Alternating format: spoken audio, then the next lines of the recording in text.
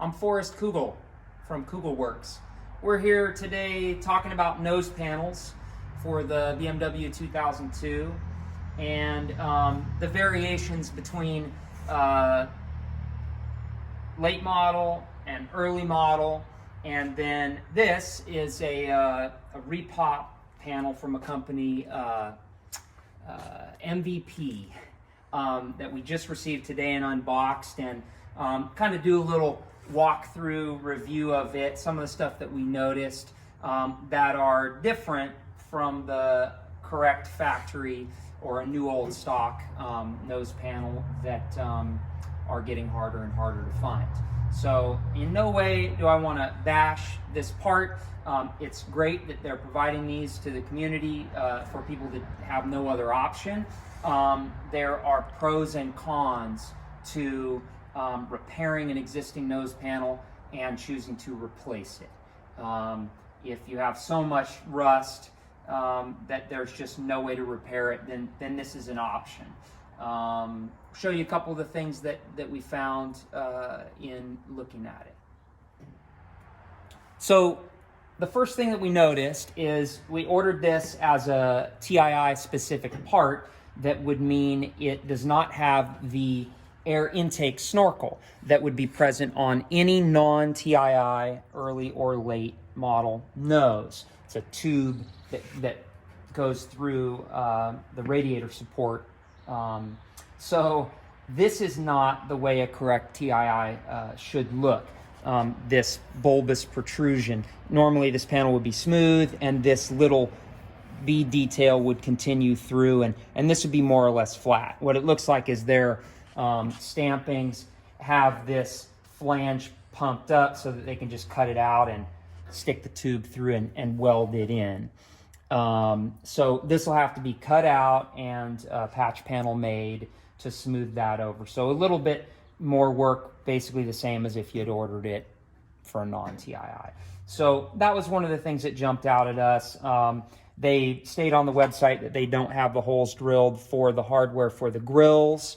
So you'll need to do that. And then the other biggest thing that we noticed is the lower flange on this and the shape of the nose is a little bit different enough to merit making note of. Now, all of our air dams we patterned and made the original from an NOS nose panel. This Inca car is original paint.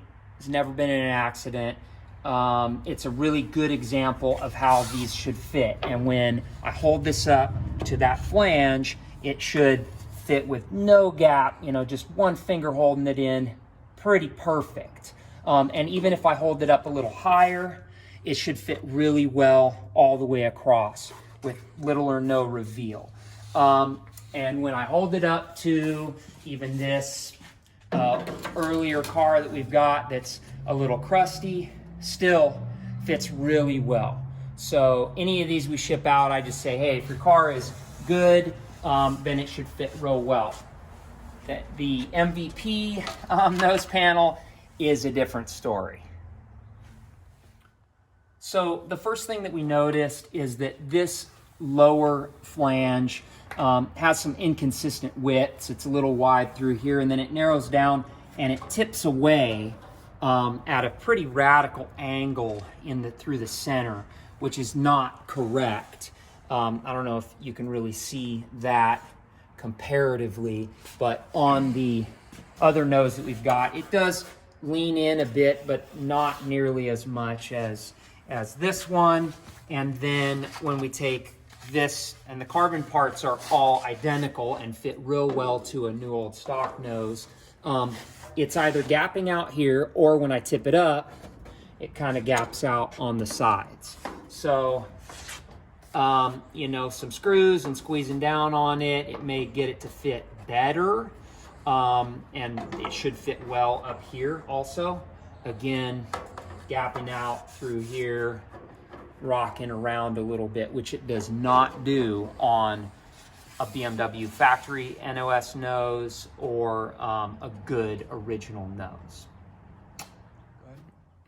So some of the other fitment stuff that we're checking is this is a NOS Grille, and the width here and this reveal, you can start to just see the radius of the nose panel come down. It fits pretty good and flush all the way around. And the grills are really hard to get to fit regardless, even if you have a good nose and good grills. But just upon initial inspection of this, when I get the bottom reveal pretty good, the top has, excuse me, the top has a big gap and a lot of radius, you know, that really you can't make up for.